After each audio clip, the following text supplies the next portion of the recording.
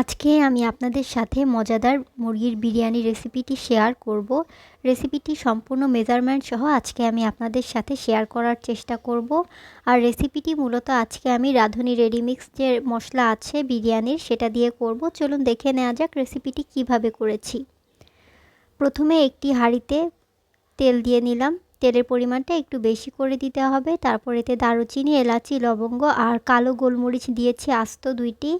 দেওয়ার পরে এগুলোকে খুব ভালো করে ভেজে নিলাম। ভেজে নেওয়ার পরে এখানে 5টি বড় বড় পেঁয়াজ কুচি দিয়ে নিলাম। এখানে আপনারা চাইলে পেঁয়াজের পরিমাণটা আরও বাড়িয়ে দিতে পারেন বা কমিয়েও দিতে পারেন। পেঁয়াজটাকে দেওয়ার পরে নেড়েচেড়ে সময় নিয়ে খুব ভালো করে ভেজে নিতে হবে। পর্যায়ে এতে আমি স্বাদমতো লবণ অ্যাড করে দিলাম। এখানে আমি 1 চা চামচ প্রথমে লবণ দিয়েছিলাম, তারপরে আবারও একটু দিয়েছি, অর্থাৎ 1.5 চা চামচ পরিমাণ লবণ দেওয়া হয়েছে। পরবর্তীতে লাগলে আমি দেখে দিয়ে নেব। তারপর এখানে আমি দিয়ে নিলাম হচ্ছে সাদা গোলমরিচ গুঁড়া। গোলমরিচের প্যাকেটের যে ক্যাপটি ছিল সেই ক্যাপের অর্ধেকটা পরিমাণ গোলমরিচ আমি এখানে অ্যাড করেছি। আপনারা ঝাল আরও বাড়িয়ে দিতে চাইলে গোলমরিচের পরিমাণ আরও বাড়িয়ে দেবেন। পেঁয়াজটাকে লাল লাল হওয়া পর্যন্ত ভেজে নেব। আর এরই মধ্যে আমি যেহেতু মুরগি দিয়ে বিরিয়ানিটা করব, মুরগিটা কিভাবে ছোট ছোট করে টুকরো করে কেটে নিয়েছি সেটা আপনাদের সাথে একটু শেয়ার করলাম। বিরিয়ানি বা তেহেরির জন্য মাংস যত ছোট করে কাটা যায় ততই ভালো। এখন পেঁয়াজটা একটু লাল লাল হয়ে গেলে এতে আমি হচ্ছে মাংসগুলো দিয়ে নেব।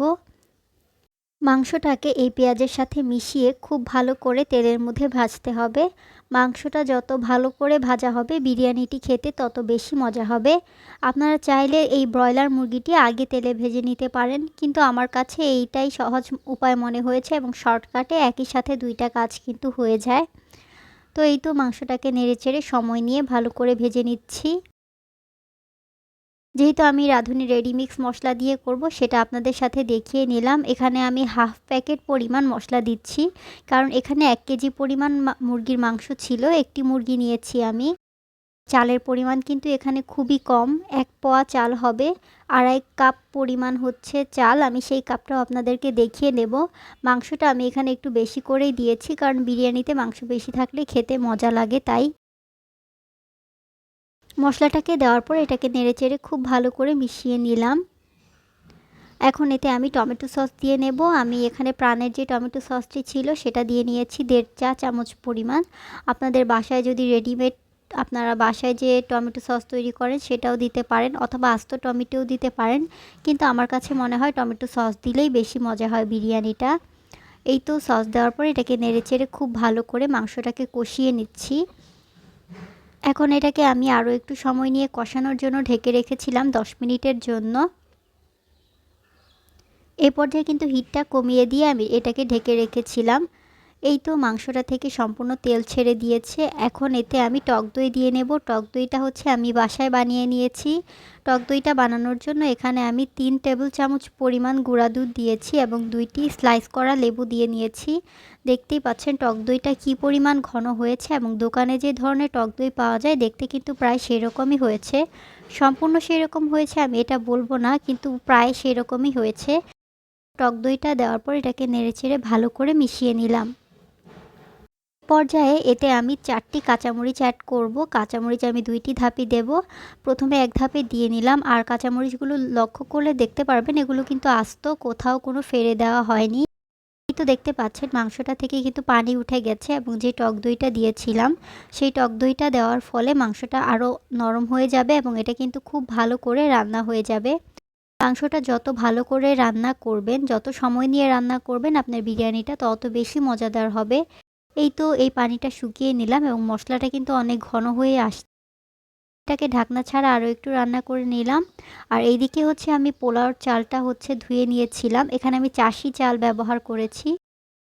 এখন আমি এটার মধ্যে দিয়ে নিলাম। দেওয়ার পরে এটাকে নেড়েচেড়ে খুব ভালো করে সময় নিয়ে 10 থেকে 15 মিনিটের মতো ভাজতে হবে।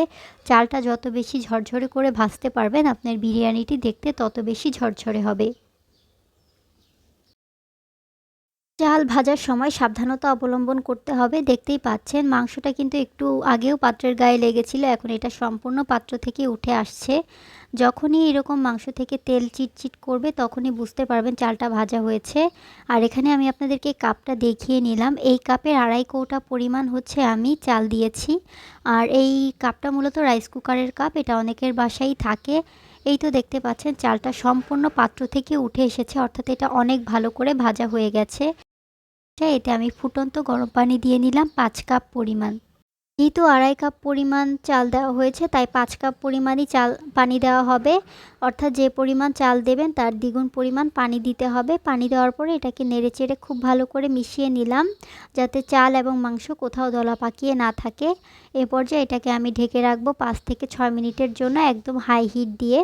বিরিয়ানি রান্না করার সময় সবসময় ফুটন্ত গরম পানি ব্যবহারের চেষ্টা করবেন, এতে করে বিরিয়ানিটি দেখতে অনেকটা সুন্দর হবে এবং অনেকটা ঝরঝরে হবে। এ পর্যায়ে 5 থেকে 6 মিনিট পর ঢাকনাটা উঠিয়ে আমি নেড়েচেড়ে নিয়েছিলাম, তারপর আবারও ঢাকনা খুলে পানিটা শুকিয়ে গেছে, কিন্তু সম্পূর্ণ পানি শুকিয়ে যায়নি, চালের গায়ে গায়ে কিন্তু পানিটা লেগে আছে। তাই এটাকে আবারও একটু নেড়েচেড়ে নিলাম যাতে করে এটা একটু আরও পানিটা শুকিয়ে যায়। এখন আমি বলেছিলাম 2 ধাপে কাঁচামরিচ দেব, তো আরও 4টি কাঁচামরিচ অ্যাড করলাম। আপনারা ঝাল আরও বাড়িয়ে খেতে চাইলে কাঁচামরিচগুলোকে ফেলে দিতে পারেন। তারপর এখানে আমি 2 চা চামচ পরিমাণ ঘি অ্যাড করেছি ফ্লেভারের জন্য।